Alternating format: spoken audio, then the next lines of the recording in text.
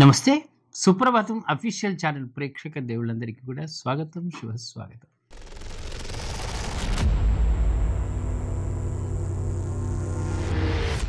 మత విశ్వాసాల ప్రకారం ప్రతిరోజు శ్రీ మహావిష్ణువును పూజిస్తే ఎల్లప్పుడూ విష్ణు అనుగ్రహం మీకే ఉంటుంది. కానీ విష్ణువును ప్రసన్నం చేసుకోవడానికి 5 నియమాలు చెప్పబడ్డాయి. ఈ నియమాలను మీరు పాటిస్తే మీ ఇంట్లో సుఖ సంతోషాలు పెరుగుతాయి. అంతేకాకుండా సంపద కూడా పెరుగుతుంది. విష్ణువును ప్రసన్నం చేసుకునేందుకు 5 అద్భుత నియమాల గురించి ఇప్పుడు తెలుసుకుందాం.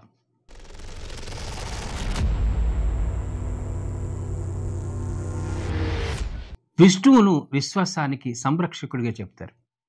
ఆయనే మొత్తం విశ్వంలోని ప్రజలను ఆదుకుంటాడని నమ్ముతారు. విష్ణువును శ్రీహరి, నారాయణుడు మొదలైన పేర్లతో పిలుస్తారు. ఆచారాల ప్రకారం విష్ణువును పూజించడం ద్వారా లక్ష్మీదేవి ప్రసన్నం అవుతుంది.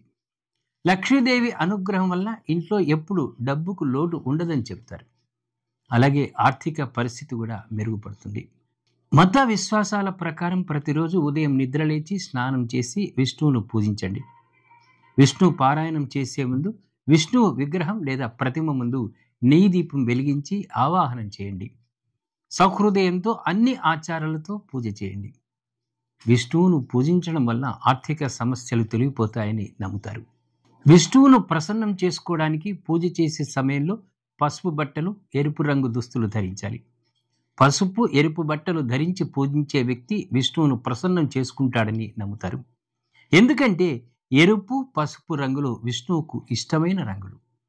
మత గ్రంథాల ప్రకారం ఎరుపు, పసుపు బట్టలు ధరించి నుదుటిపై పసుపు తిలకం పెట్టుకొని విష్ణువును పూజించడం ద్వారా విష్ణువు అనుగ్రహం ఎల్లప్పుడూ ఉంటుంది.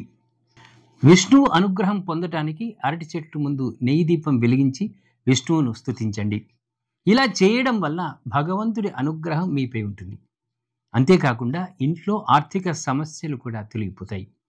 విష్ణువు అనుగ్రహం కోసం అరటి చెట్టును పూజించడం శుభప్రదంగా చెప్తారు.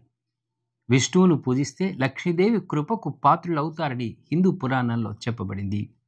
విష్ణువు పూజ తర్వాత పసుపు రంగు వస్తువులను దానం చేయడం చాలా పవిత్రమైనదిగా భావిస్తారు. పసుపు రంగులో ఉన్న వస్తువులను దానం చేసిన వ్యక్తిపై స్వామి అనుగ్రహం ఉంటుందని చెప్తారు. అంతేకాకుండా విష్ణువు ఆశీర్వాదం కూడా లభిస్తుందని అంటారు. విష్ణువుకు జంతువులంటే చాలా ఇష్టం. విష్ణువును పూజించిన తర్వాత ఏదైనా జంతువు, పక్షికి ఆహారం అందించడం చాలా శుభప్రదమని నమ్ముతారు. ఇలా చేయడం వల్ల లక్ష్మీదేవి కూడా సంతోషిస్తుంది. అలాగే ఇంట్లో ఎల్లప్పుడూ ఆర్థిక సమస్యలు రాకుండా ఉంటాయి.